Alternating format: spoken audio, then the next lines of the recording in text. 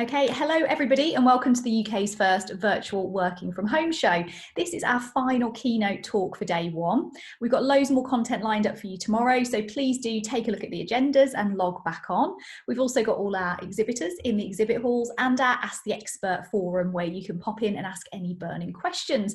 But for now, it is the highlight of our first day. We have got Darren Murph joining us from the US. So Darren is Head of Remote at GitLab, which is the UK, which is the world's biggest remote company. So his talk today is going to be about remaking remote work, how to master the new normal. Before we get started, a couple of bits of housekeeping. If you've got any technical difficulties or issues, pop them in the chat function and I'll be able to respond to them. And if you've got a question you'd like to put to Darren, then you can use the Q&A facility and I'll pop back up at the end and we'll put your questions to him.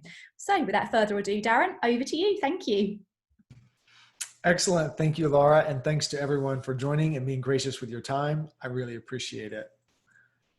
So I'll start with a bit of background about myself. I'm Darren, and I actually earned a Guinness World Record while working remotely. And I wrote a book about this journey entitled Living the Remote Dream. And what I realized is that the right atmosphere, the right tools, and the right mindset can actually allow remote work to propel your career and also set you up to make a more meaningful impact in society. And we're going to talk about some of that today. Earlier this year, we published the remote playbook at GitLab. So if you're not familiar with GitLab, we have 1,300 people in more than 65 countries working to develop a DevOps platform that's delivered as a single application. And to be clear, we have no company-owned offices anywhere in the world. And GitLab has been all remote from inception. And so we were doing this years ago. Some people were looking at us like we were a bit crazy. And now the whole world is in somewhat of a similar boat. And so in this session, I want to share some of the tips and tricks that we've learned at GitLab, tactical advice that you can implement in your organization right away. So let's start with a reality. Remote work is not a challenge to overcome, but being forced into a foreign environment is. And I suspect that many of you joining this call may be suddenly remote. So you were once commuting, you were going to a co-located office to work, and now suddenly, without any preparation, work from home is your new life, and it's looking like it may be that way for some time to come. And that experience is definitely jarring.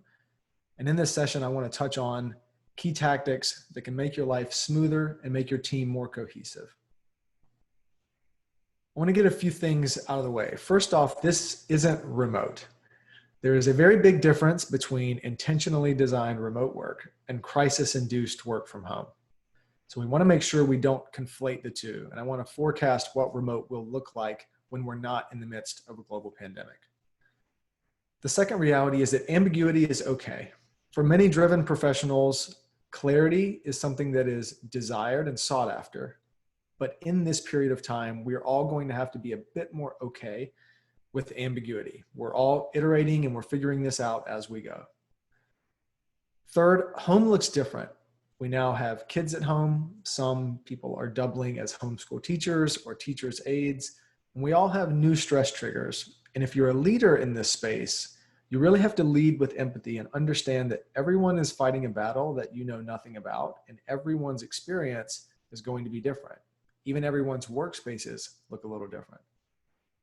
And fourth, some good news here. This is a transition.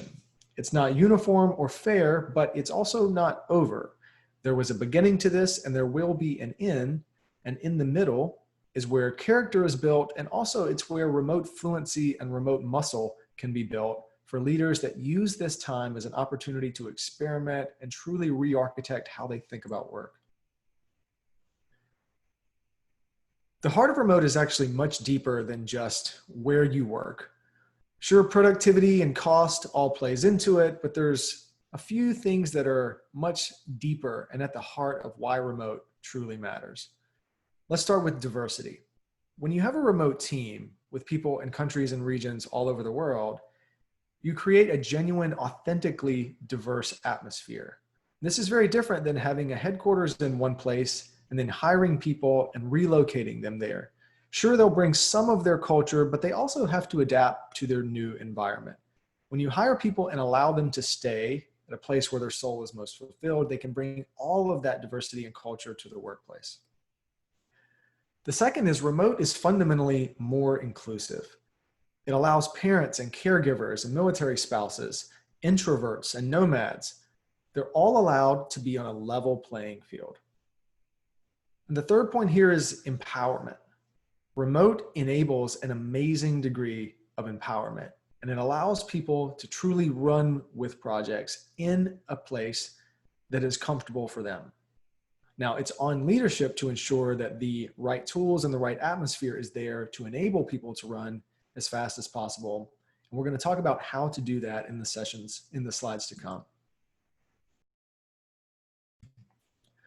I want to touch briefly on the second and third order impacts, sort of the why we should really embrace remote and what it's going to mean for the future. First off, it will reshape cities. So towns will look a lot different.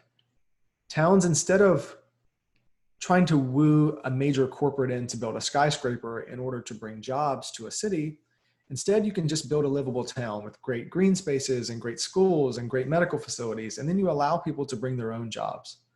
This will also work to solve housing crises. Some of the most densely populated cities in the world are that way because that's where the jobs are. But when you're able to decouple geography and the results that you drive, you simultaneously reduce the strain on some of these major urban centers. And lastly, remote spreads opportunity. This is a key way to reverse rural depopulation and to provide opportunity to people that have been ostracized and are currently out of the job market simply because they cannot or will not relocate to a major urban center. The foundational elements of remote. So we're going to start touching on how you actually make remote work for you. The first is workspace. It's really important to make sure that you're in a place where you can focus as best as possible, even if your current home situation isn't ideally suited for remote. The second is communications. Communications are vital in a remote setting, and it's one of the first things that begin to break down if you aren't intentional about documenting how you communicate as a remote team. And last but certainly not least is mindset. I think that remote is 50% tools and technology and 50% mindset and culture supporting the use of these tools and technologies in an all new way. And it's on leadership to turn that tide on the mindset and truly lean into this and support it. And remember that remote is not something that happens overnight. This is not a binary switch that you can flip. It is very much a journey of iteration. And for leaders that are suddenly remote, I would encourage you to plan at least a year out of how much better you want to get at remote, and then set quarterly milestones of the things that you'll do to get there. This all starts with a remote leadership team. I'm the head of remote at GitLab, and although this title is fairly unique today, I do think that within 5 years, this will be a much more popular title. And for leaders of remote teams, you probably understand why. There is a lot of nuance to remote. Remote impacts every facet of your organization. And you'll probably find that you'll need dedicated leadership around it to make sure that it isn't seen as an oversight. So for teams that are in the midst of hiring for a head of remote or a director of remote work, in the interim, I would consider creating a remote council or remote leadership team. Ask for volunteers in your company that may have remote experience in the past and bring them into discussions and decisions. As a remote leadership team, you're going to need to be very, very open to feedback and ask your team what they need from you to support them going forward. In the slides ahead, we're going to touch on 5 key things that I've found to have the most value for remote workers in making tomorrow better than it was today. The first is carving out a dedicated workspace.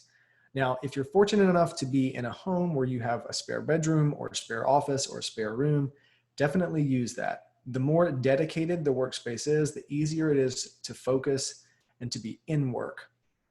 I'm in a situation where I actually have a door to an office, and it is amazing what that door does. When I'm inside of the door, I'm at work. When I'm outside of the door, I'm not at work. Anything you can do to unblur the lines between work and life is really important. You want to make sure that you're working from home, not living at work. And so if it begins to feel like you're living at work, we'll talk about some ways that you can create better separation between life and work. For people that have had a commute, what I recommend is to block off time in your calendar in the morning and in the evening where your commute used to sit. And be intentional about what you do with this time, whether that's resting or meditating or reading, cooking or cleaning, calling your parents. It can be anything, just make sure it's not work. This is a great reminder to ramp into your day, but also to ramp out of your day. For many people, the lines between work and life are getting really blurry, and you want to do something intentional to make sure that you create separation there. Documentation is absolutely vital. At GitLab, we work handbook first, which means we look to our company handbook as the single source of truth for all of our processes and our workflows. If you aren't familiar with the GitLab handbook, I encourage you to search for it. It has thousands of pages of how we do everything at the company. We're public by default. All of our handbook is open source. You're welcome to take pieces of it that are useful for you, copy them and use them at your own company. You don't have to start from scratch. But in a remote team, it's vital to remember that people can't just call ad hoc meetings and tap someone on the shoulder to get looped in and to receive information. So you're going to have to put intentional effort on documenting it in a single place. And this is really daunting, but for companies that are trying to get into this currently, I would say look to hiring a former journalist or a company documentarian to give you a jump start on that process. I want to dive in a little bit deeper on some of the tactical ways that GitLab operates that are fairly unusual in the grand scheme of things.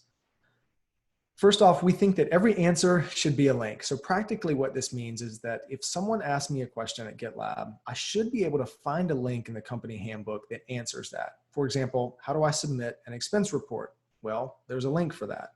And if someone asks me a question and I can't find a link in the handbook, I of course get them their answer, but then I double back and I document it. And this creates a pay it forward scenario where anyone that has this question going forward can simply look in the handbook, search the handbook, and find the answer for themselves. Extrapolated over 1,300 people and over years of time, this creates a massive amount of efficiency and of course, far fewer interruptions for the people at the company. I would encourage leaders to expire your Slack or Microsoft Teams messages after 90 days. This is what we call a remote first forcing function. And what it does is it forces us not to do work in Slack, but instead to do work in GitLab, the product. Our entire team uses GitLab for collaboration. We have GitLab issues and merge requests, and that's where all of our thoughts and all of our progress happens. And when people know that the message is going to expire in Slack after 90 days, well, it discourages them from creating work in there. So that allows us to communicate more asynchronously and document more in GitLab. But it also enables Slack to be something much more useful, which is a great tool for water cooler conversation and informal communication. Our Slack is set up with topical channels, things like mental health or parenting and hiking and music, where all of us can gather and just talk to each other. We're humans first and colleagues second. And because we don't lean on Slack for work, it creates a much more relaxed atmosphere for us to converse about things outside of work.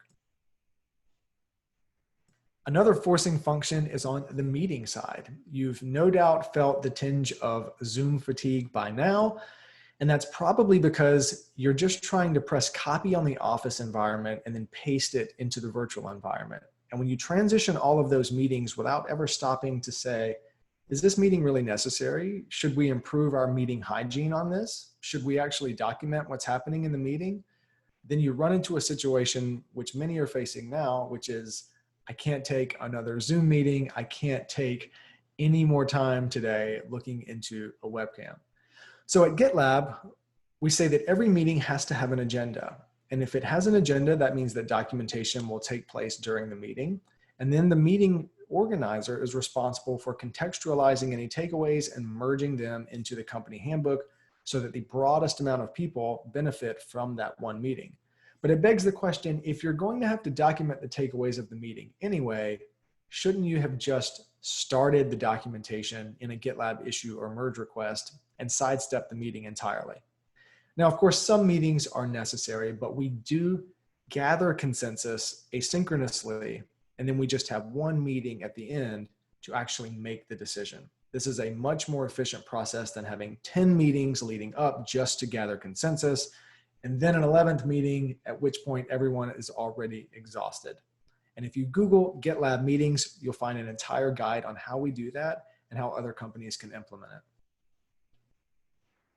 Back on a personal level, make sure that you don't stop engaging with people. We're in an interesting moment in time where we're dealing with new remote work scenarios, but also we're dealing with global isolation and quarantine and scenarios that we just aren't familiar with and we aren't equipped to deal with. It can be really easy to just focus on yourself and stop communicating with people, but I would encourage you to continue to reach out. GitLab schedules regular coffee chats. Even in onboarding, we encourage all of our new hires to have 10 different coffee chats with 10 people in the organization. And there are some new tools like Yak that enable asynchronous voice communications and Loom that enable asynchronous video communications. This is a list of some of the ways that we stay connected, from talent shows to coffee chats to show and tell sessions and AMAs with our company leaders. We also do virtual trivia every other Friday. And during quarantine, we actually developed this concept called the Juicebox Chat, which is the kid-friendly version of the coffee chat. We realized that many parents had kids at home. They had time on their hands. And so we let our parents sync up their schedules. The kids came in the room, we turned on our Zoom cameras, and then kids were able to sing and dance and show off toys with other kids across 6 continents and actually get a lot of cultural exploration that they probably wouldn't have if they were in a classroom. So back to leadership here, I'd encourage you to minimize your tool stack. GitLab uses Zoom, Slack, GitLab the product, and G Suite. We have a few ancillary tools, but the core tool stack is really only those 4 tools. And you may have some of these tools already, and you may not be using them to their full potential. I would do a tools audit. You don't want to introduce new tools right now if you can. You want to avoid adding more chaos to the mix. But for example, with G Suite, if you aren't adding Google Doc agendas to your meetings, then you can take better advantage of something that you're already paying for and also improve how you're doing meetings. For individuals, I would say this: respect the routine, but don't be afraid to experiment with change. Some people really prefer the rigidity of 9 to 5, and you want to keep that routine even in a remote setting, and there's nothing wrong with that.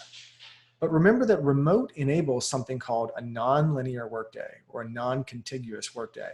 And for parents that have children, this is a godsend, where you can work a few hours in the morning and then be gone for a while, and then maybe work a few hours in the evening to kind of rebalance your day.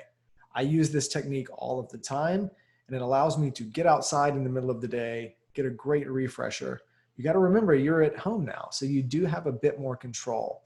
And I would say communicate with your team and see if other people want to try this out as well. And lastly, but certainly not least, remember to roll with the changes. Embracing iteration is hard. Embracing remote can be hard if you're used to operating in a co-located space. We aren't born knowing how to do this. You have to remember that we are conditioned to work within the confines of 4 walls and a roof. No one ever taught us how to work remotely. So we're all learning this together. And you can only get so far as an individual without the support of leadership, creating an open atmosphere to experiment with change, new tools, new ways that you operate during your day, new ways to communicate. And of course, documentation has to be at the heart of it. But remember, while it may seem frustrating in the moment, keep at it. The amount of remote muscle and remote fluency that companies are building during this pandemic will pay massive dividends down the road when it becomes a core part of your operational strategy and your talent retention strategy. Everything that I've talked about today is documented within the GitLab handbook, and you can certainly dive deeper if you want. We have almost 50 guides covering how we do every element of remote. And on this slide, it's just a small snippet of what's there. If you go to allremote.info, that takes you straight into the all remote section of the GitLab handbook. One other asset I wanted to share here for leaders who love data. Earlier this year, we published the inaugural GitLab Remote Work Report. We surveyed remote workers in 4 different countries. Over 3,000 people responded. And it's important to note that the data in this report was taken before COVID, so it's not colored by any of the pandemic that's happening right now. And this gives great insights into the minds of a remote worker. If you are a suddenly remote manager and you're trying to figure out what makes a remoter tick, this report will give you a lot of great data and insights on why people were doing this before the COVID-19 pandemic. And lastly here, just a reminder where all of this information can be found. It's at allremote.info. Again, it is all Creative Commons. It is all open source. So you're welcome to share it. You're actually welcome to make a merge request and make improvements to the site. All of our handbook is editable by the entire community, not just internal GitLabbers. And you're welcome to stay in touch with me, Darren Murph, on Twitter or LinkedIn. Just mention that you saw me at this session. And with that, I would love to toss it back to Laura and open it up for Q&A.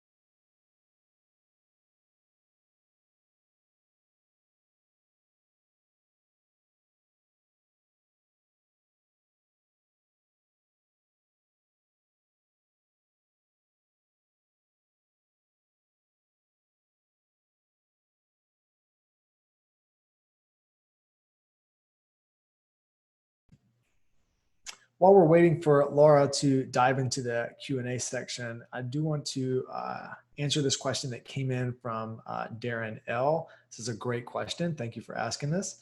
So how likely is it that we all look back one day in the future and ask, why did it take so long to shift to remote working more widely? This is an amazing question. So I've worked remotely across the spectrum of remote for my entire career, so over 15 years now. And it was much more difficult to work remotely 15 years ago than it is now with ubiquitous high-speed broadband.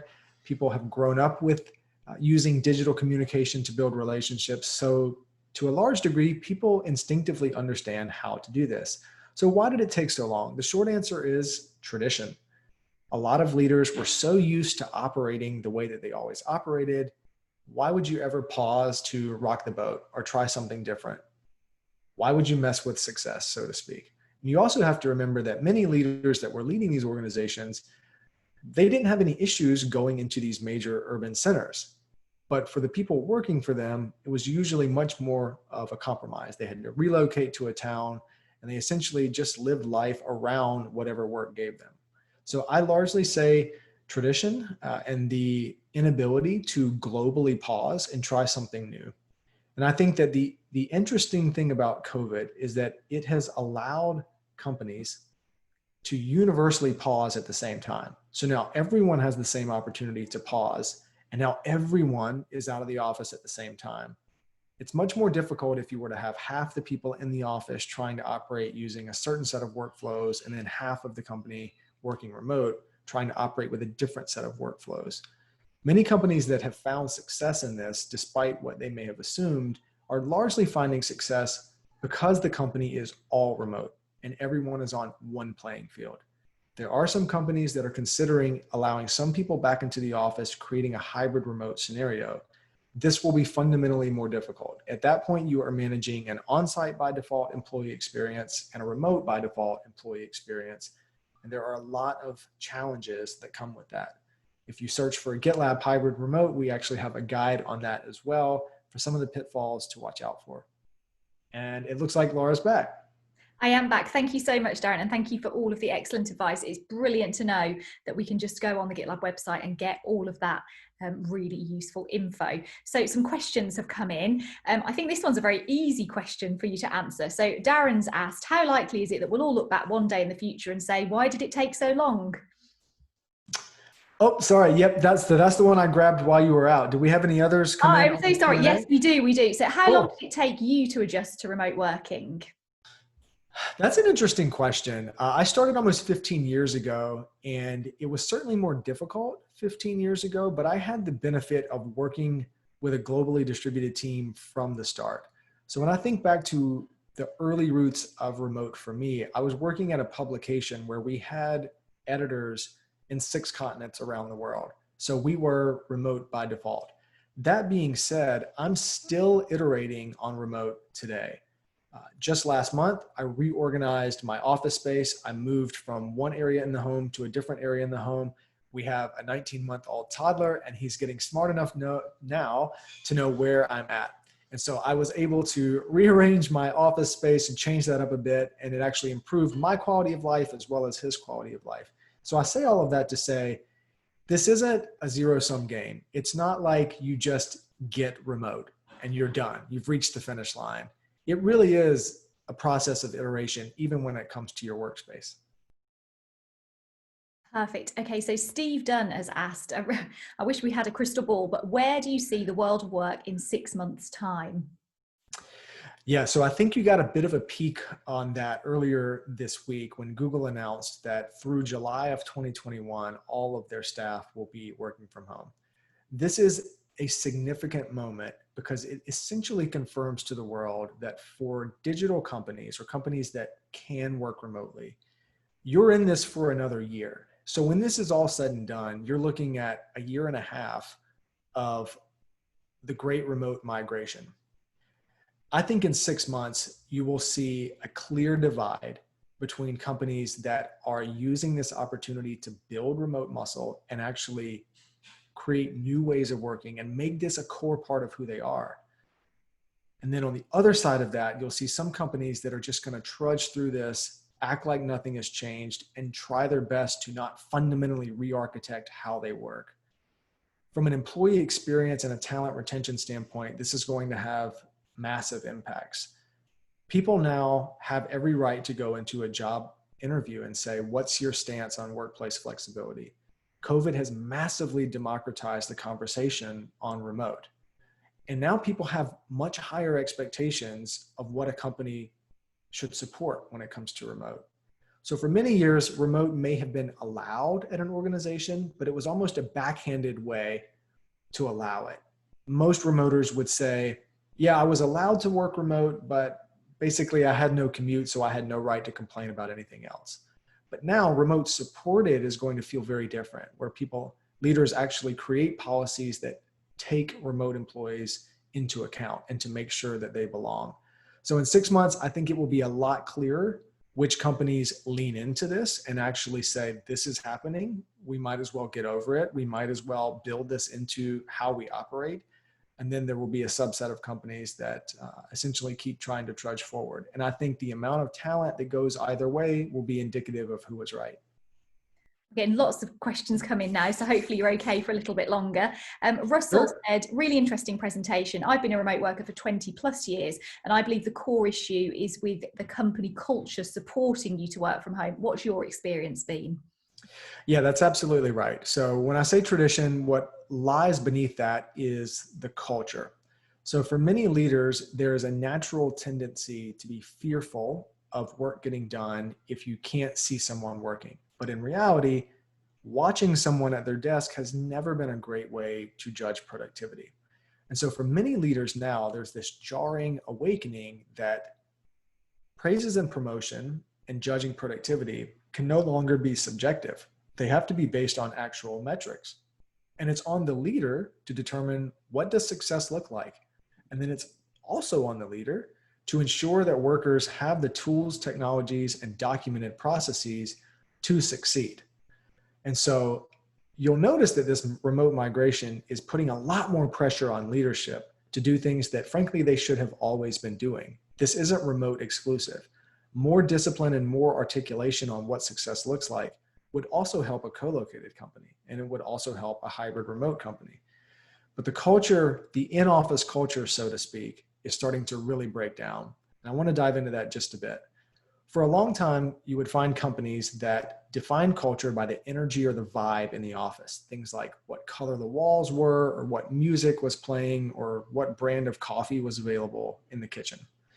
Now, this version of culture was always at risk of coming undone because most of that is just vanity metrics. In a remote setting, culture is the values of the company. So at GitLab, if you Google GitLab values, we have 6 core values and then thousands of words underneath of them called sub-values, where we substantiate what collaboration looks like in a remote setting, what iteration looks like in a remote setting, what results look like in a remote setting. That is our culture. And in fact, when we hire people, we don't hire for culture fit, we hire for values fit. We will actually pull up our values page and go over them with candidates. And we want to make sure that that resonates. Because if you hire for culture fit, the best you'll do is just maintain the bar, maintain the status quo, but you'll never elevate because you're hiring for fit. On the values fit, if a person is aligned with your company values, that is your company culture, then you allow them to bring all that they are to work and actually elevate and make your culture more diverse. So that's a slight change of words, but I think for leaders that are looking at hiring in a remote space, make sure you hire for values fit instead of culture fit, and that will help reshape how you look at culture in a remote environment. Brilliant, thank you. And we've actually got a talk tomorrow that's dedicated to maintaining company culture for business leaders. So do come back and take a look at that. It's on the main stage agenda. So next question from Mark Roberts, who said, what do you see as some of the key challenges of hybrid working? So that's those people who've got to do a couple of days in the office and a couple of days at home. A couple of issues there. For the worker, you don't really get the benefits of remote work if you're still expected to be in the office a couple of days a week.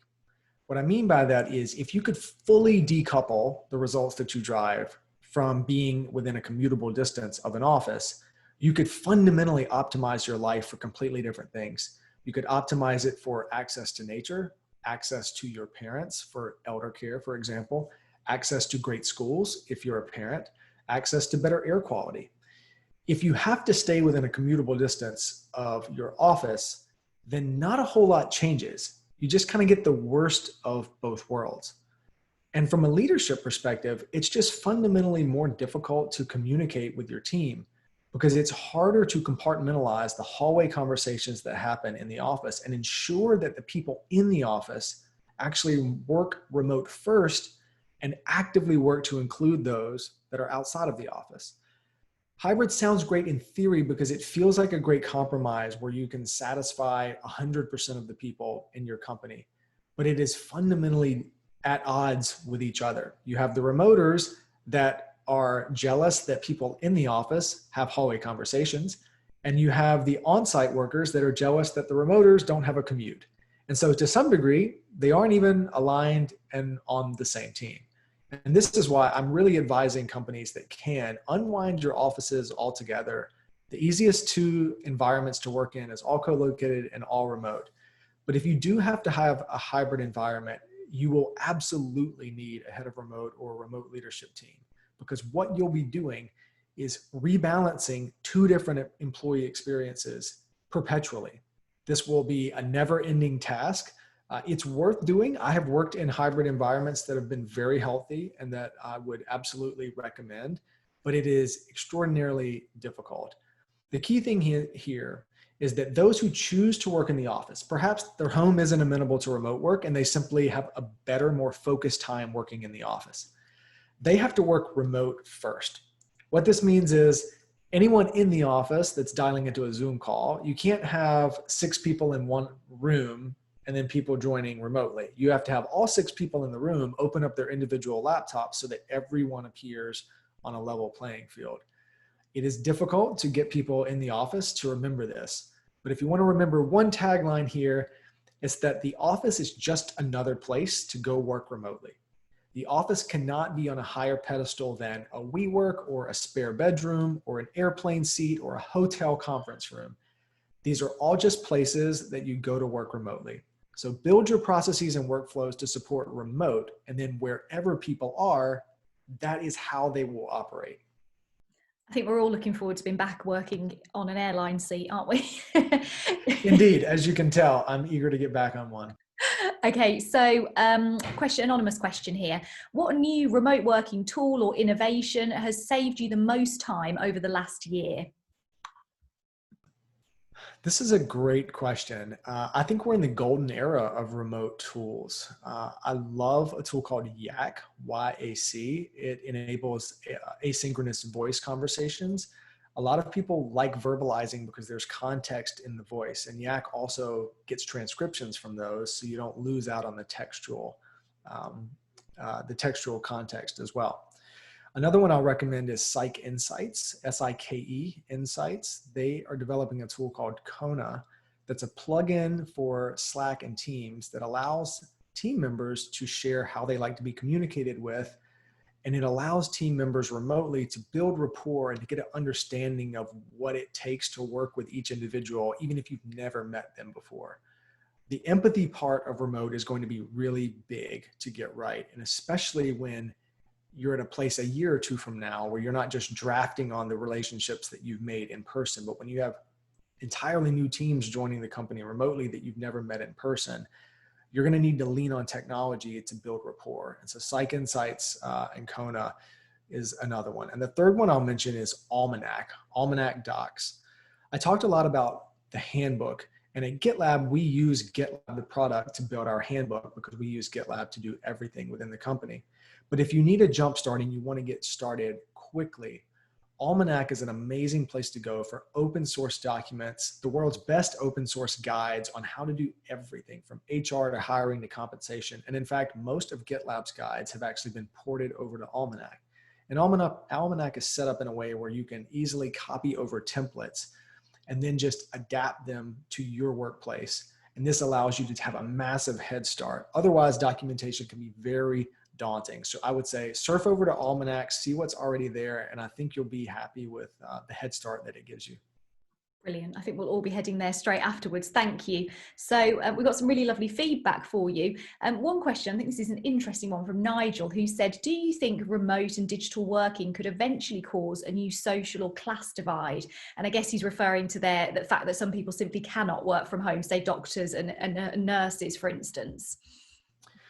Yeah, so there are some work that is not amenable to remote work. Hospitals are a great example. An automotive garage, you probably can't change someone's tire remotely just yet, maybe possible in 10 or 15 years.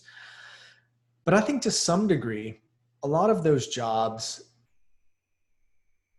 I think it's the inverse of that. And what I mean is many jobs were being forced into a building when indeed they could have been done remotely. Everyone on this session has probably heard, oh, your job can't be done remotely because of, and then there's a list of reasons.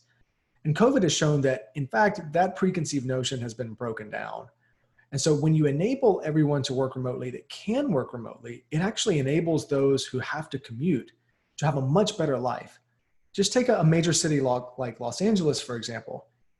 For all of the people that do have to commute into work because they need to do work in person, imagine if you took all of the people that could work remote off of the road. How much better would the other people's day be when they're not fighting millions of people to go to an office that they don't even have to be at? And so I think the reduction in strain on cities and infrastructure from people that are working remotely will actually make the lives of those who have to work on site much, much better and much more efficient overall. And quite honestly, with the proliferation of remote first and all remote companies, for people that are currently in a situation where they have to work on site, I think it will give them more opportunities to consider remote jobs. Right now, remote jobs are few and far between.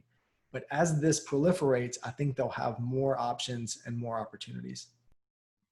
So we've got a kind of a crisis remote work question here, which is, have you got any tips for people who are new to remote working, whose work is normally all about interacting with people? So teachers, people are having to do online sessions rather than interact with a class.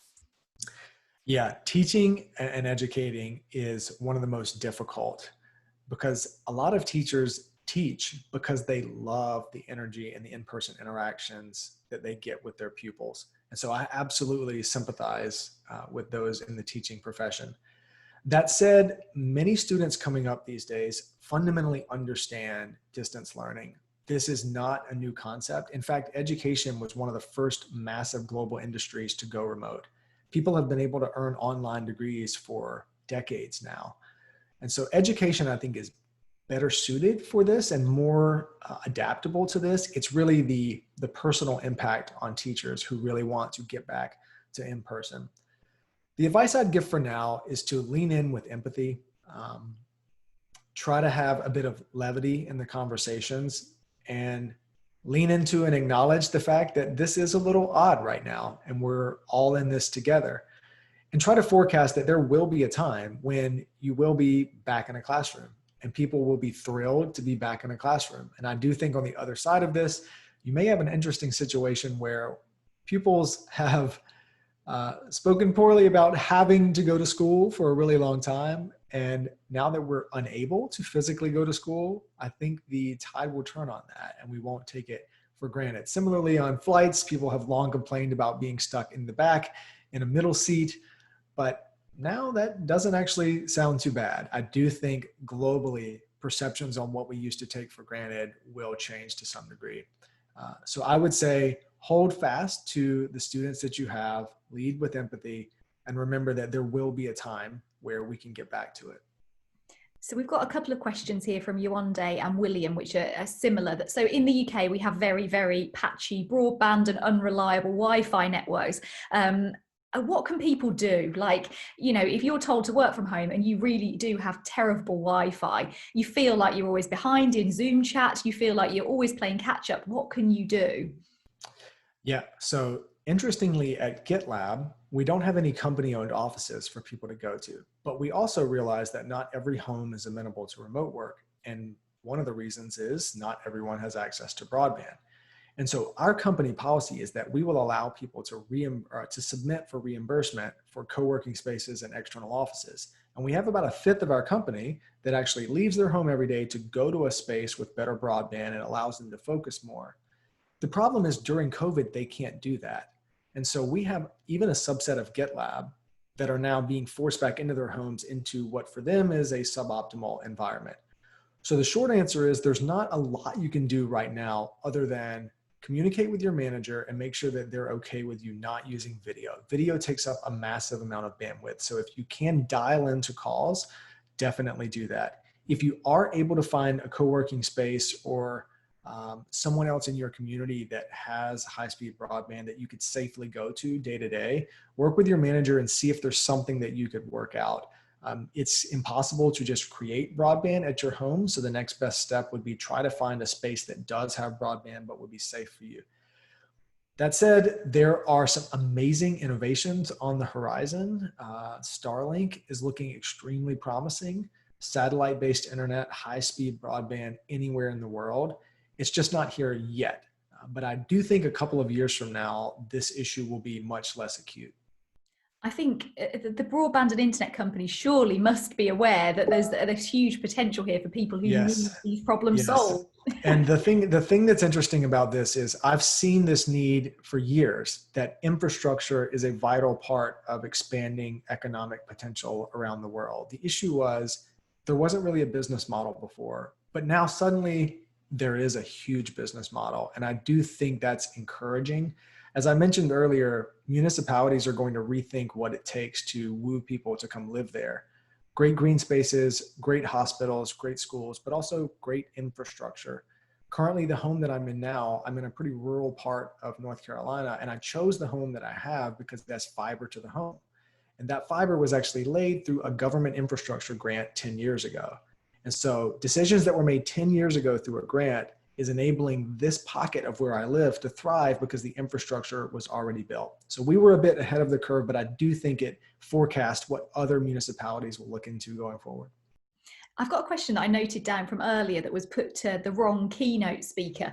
So the question was, remote works for us all, obviously, but if this is your first job and you've never had that experience, that social interaction, those water cooler conversations, is it going to be a lot more challenging to never have that? I mean, you never know, obviously, but is it as easy to integrate into a company? It's definitely more difficult. It's easier if you're a bit more senior, where you've had the benefit of in-person interactions to build your workplace network and to build your community and neighbor network. If you're coming straight out of university and you're jumping into a remote job for the first time, you probably will have fewer interactions. But that's less to do with remote and more to do with the organization probably just isn't set up to enable that. So at GitLab, for example, we know that this is going to be the case. And during our onboarding process, we do two key things. One is we assign every new hire with an onboarding buddy. This is a veteran in the company that is their go-to person for their first 6 weeks, where they can ask anything in the world and ask for them to connect the dots and introduce them to people. They are essentially their facilitator. So instead of randomly bumping into people your first couple of weeks on the job, this person does all the random bumping into for you.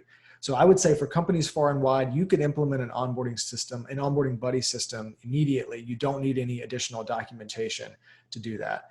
The second thing is we mandate 10 coffee chats for every new hire. So we want every new hire to reach out to 10 people that are outside of their organization and just talk about anything other than work.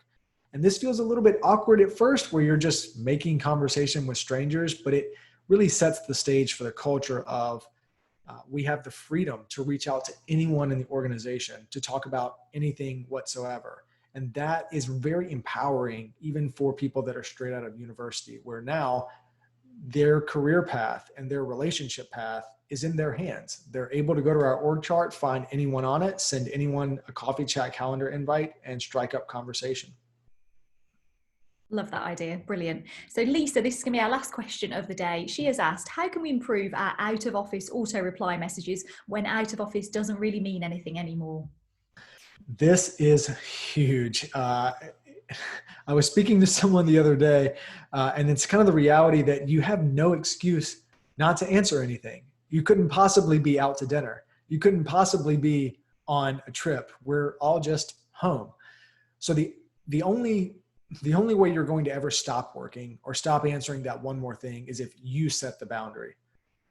And more deliberately, your leadership has to set the boundary. And so the leadership has to be the model for when is enough, because those boundaries don't exist anymore. I would be very intentional and transparent about your out of office message. If you don't answer emails on Friday or you don't answer emails after a certain time, it's not taboo to have that anymore. It is on you to stand up those individual boundaries. At GitLab, all of our calendars are public and people will block their calendar for anything that they don't want people to book over, whether that's lunch, taking their child to school, going out for a walk, going out for a swim, going to take a break for cardio or fitness or meditation, anything like that, we block it off. Because if you just allow your calendar to be this giant white space, people won't know if they should or should not book over it. So I would say be intentional about it, and also converse with your other team leads and recommend that this is to be done company-wide. Brilliant. Thank you so much, Darren. Thank you everyone for watching. I think I'm going to block out the next hour to take my little girl to the park. So good tip. We've had loads of great feedback, Darren, for your talk. We've had positive, inspirational, motivational, all brilliant words. And that's what we want the Working From Home show to be about. So please do join us tomorrow for our live keynotes. Darren's talk will be available on demand from Friday night for the next 4 weeks. So thank you. Thank you, Darren. I hope you've all enjoyed it. Have a great evening. Thanks all. Thanks for your time. I appreciate it. I'll see you on the internet.